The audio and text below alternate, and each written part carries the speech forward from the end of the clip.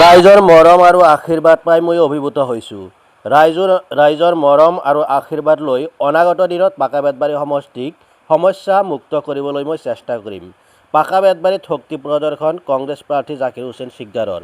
বিশাল ৰেলীৰে হাজাৰ হাজাৰ সমৰ্থকে আদৰিলে জাকিৰ হুছেইন সিকদাৰক পাকা বেতবাৰী সমষ্টিত।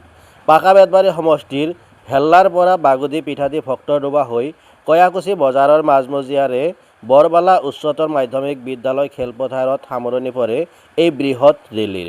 বাট পথত অসংখ্য জাকিৰ হুছেইন সিকদাৰৰ সমৰ্থকসকলে অসমীয়া স্বাভিমানী গামোচাৰে লগতে পুষ্পবৃষ্টিৰে আদৰণি জনায় পাকা বেতবাৰী সমষ্টিৰ কংগ্ৰেছ প্ৰাৰ্থী জাকিৰ হুছেইন সিকদাৰক।